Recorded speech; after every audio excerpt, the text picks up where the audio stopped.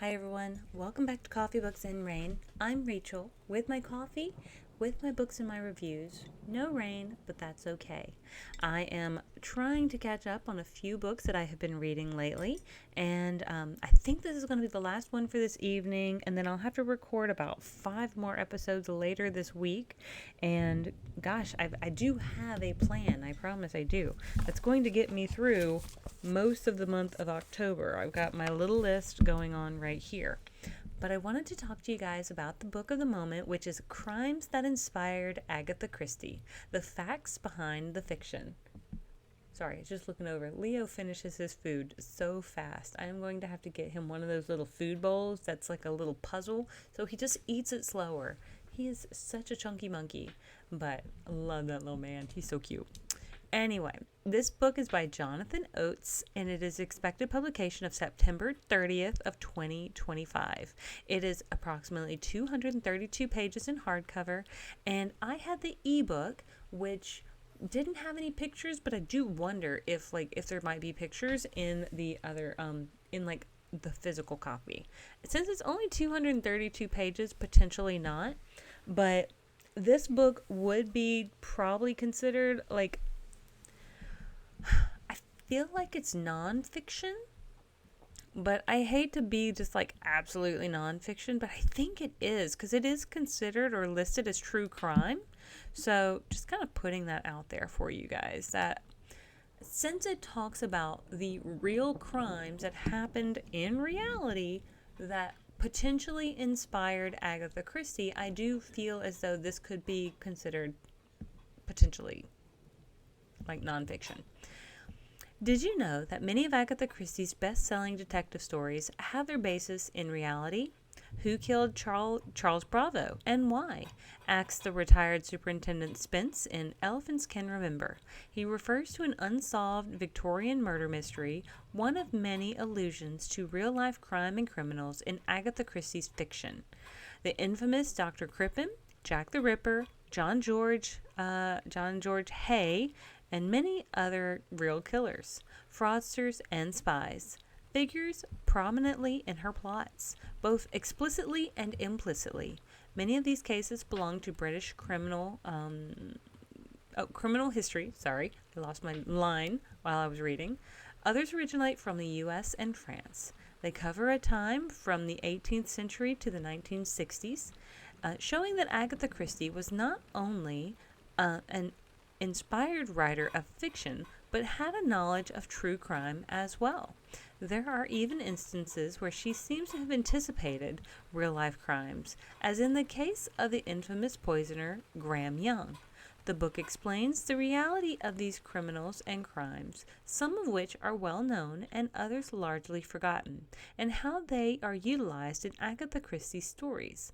Armed with this book, fans of the author's work will be able to gain new insights when reading her books, either for the first or on a repeat reading. So, I thought this book was fascinating. I recently also reviewed a book called America's Most Gothic, which I was hoping it was more like this. This one felt much more succinct with what I was looking for, which is true history from more of a case study sort of way. And so that's what we actually get in this particular book is so one of the particular stories we get is about Charles Bravo, who, if I remember correctly, and I'm just trying to, I think that's the one where there is a suspicion of poisoning by potentially his wife, but there's no real evidence to prove she did it. There's only suspicion that she did it. Now, she was there, he felt illy. There was another lady, and potentially I think she was the wife's maid or lady in waiting. So there were multiple potential suspects, but ultimately no one was convicted of the crime. So as it came out, Agatha Christie made references in her stories about some of these cases where potentially Poirot would be contemplating one of these cases, these real life cases. And so that's where she was maybe potentially inspired, as these other stories that are her fictitious stories draw that inspiration from these real cases. And so one of the other cases that gets mentioned, yes, Jack the Ripper is one of them, and we talk about some of the potential stories that were either refer to Jack the Ripper implicitly or like explicitly, where they actually state, oh, the character was thinking about the time when Jack the Ripper was, doing this, that, or the other thing. Or they'll just refer to, something around it that makes you think, oh, they're talking about Jack the Ripper. There's also, they talk about the case of Lizzie Borden, how Lizzie Borden was accused of killing her, I think her father and her stepmother, with a hatchet. Now, I don't believe she was ever convicted of the crime, and I think ultimately she went free and she died of old age. But that's one particular case where if she did it, she never did anything like that again, where she was not a serial killer. She was potentially, allegedly only a killer of those two individuals for a specific reason, and that was it. And so they talk about that as well, as some of these cases kind of play out, is sometimes people are accused and they're found guilty. Sometimes they're not. Sometimes people are, oh, you know what? I think the one about Charles Bravo might have been the one about his mistress. I was reading this the other day, and I took notes in my notebook, but I ended up leaving that notebook at work. But I had like a whole page where I was like making notes, and I may have to come back and finish this episode when I have my notebook. But I thought it was fascinating. But hold on just a moment. My puppy is fussing at me. I am back, and I have little Leo in my lap, who decided that he wanted to start fussing. So we are going to just allow him to join us while we finish talking about this book. So I thought about, as I was grabbing Leo and trying to, calm him a little bit, whether my notes would help me to finish recording this episode in the future. And I decided what I would do is I'm going to just pull up the very first story that's listed in this particular book, which is about Elizabeth Canning in 1753. Now, apparently it was mentioned in Lord Edgewater Dies, a Agatha Christie story from 1933. And the reason I just wanted to start with this one, and really this is the only one I'm going to highlight, because I don't want to fall into any plagiarism or anything like that, or whatever it may be. I simply want to highlight it because, as this particularly says, it is the least well-known real-life crime mentioned in Agatha Christie's story. And so what it is, I guess Elizabeth Canning was claimed to, she was accused by some individuals of having done a crime. Well, some victim or some individuals, some witnesses claimed that she was the one who was blaming some people for kidnapping her and holding her hostage and all of this sort of stuff. And she blamed some certain people. Well, witnesses claimed that these certain people, some of them claimed, oh yeah, we saw them in that area. And then some witnesses, again, completely unknown to each other, said, no, we saw them over here. They're very distinct. They look specifically distinct. So, no, I saw them over here. And so that is what this case was particularly about, is that Elizabeth was actually ended up being found guilty herself, because the incompatibility of her description of her room, which she alleged had been imprisoned in. So they actually blamed Elizabeth herself for pretty much contempt of court and for lying about this particular thing that she said happened to her.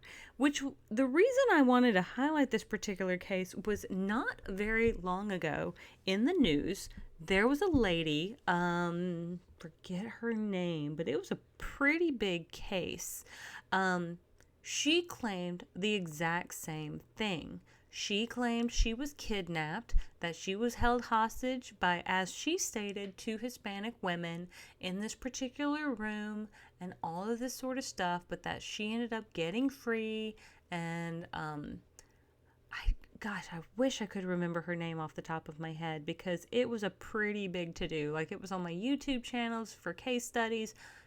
Anyway, I don't think it's a spoiler to say, but ultimately it was found out that she was lying her face off as she is sitting in the interrogation room giving her statement to the police. The police already know that she had gone and spent time with her, I guess, ex-boyfriend and had left her family. Her husband didn't know where she was, so she was with a boyfriend, that the injuries that were inflicted upon her were done herself, and that she wasn't actually held, but rather she was just kind of running away from her life for a while. So she was accused of pretty much wasting police resources and all, pretty much kind of like fraud more than anything.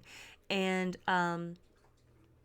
so her husband is literally sitting right next to her as the police officer starts telling her, hey, look, you need to come clean with me because we know the truth. And she's like, well, what do you mean? What do you mean? And so ultimately it clicks with her that, they have figured it out, that they figured out not only that she's lying, but that none of the circumstances were real. And by reading the story by Elizabeth Canning, I was like, oh my gosh, that just happened in real life. And I was like, was this inspired by this story? Like, potentially not, but it's also very interesting how history doesn't happen once. Like, things sometimes happen multiple times. And I found that to be just so fascinating, because I honestly don't know if this woman actually knows anything about Agatha Christie or anything of that nature. But just the most recent case that I could remember that sounded so similar, that's why I was fascinated, because this first one for Elizabeth Canning from 1753 sounded exactly like a story from 1 or 2 years ago that was mind-blowing. When they found out that she was the one who pretty much set it all up and it was all kind of a hoax, the shit hit the fan. And so it seems as though for Elizabeth Canning, it hit the fan when they found out that she was lying about what had happened to her. So that's one of the reasons from that point, I was hooked. I kept reading it. Now, I do not remember in the Agatha Christie story them mentioning Elizabeth Canning, but I like how they do weave it in to each of the chapters. And as they talk about the Lindbergh baby kidnapping, they will first talk about what happened in that particular case, give you some case details, but then they will tell you where it was referred to in the Agatha Christie writings. And so I really like that, because it's not really all about the Agatha Christie writing. It's more about these crimes that happened in history. So I thought that was really important. And again, I was fascinated. I have pretty much read or listened to in audiobook form all of the Agatha Christie that I can get my hands on. And even now, I will still go back and re-listen to them. I still remember the one that Poirot got wrong about the chocolate box. And if that one doesn't ring a bell for you, it does get mentioned in this book. And I do remember that one. That was one that he didn't get it quite right. So I thought that was fascinating. But with all of that being said, now that I have little Leo here and I am going to probably go ahead and wrap this episode up, I hope you'll consider reading this particular book, especially if you like history and true crime. I think this is one that may also inspire you to dive into a little bit of Agatha Christie if you haven't. Yes, hers are at least fictional. Didn't really happen, but they do seem to have been inspired in some ways by some true life happenings. And if that fascinates you, then this may be a good one, because again, it's only 232 pages in hardcover, so it's not going to take you too long, and you'll be able to jump around to whichever one you want. Like, you don't have to read this in a linear fashion. But with all of that being said, I want to thank you all so much for joining me on this journey. If you have not liked and subscribed already, I hope you'll consider it, and I will see you all on the next page. I hope you have a great one.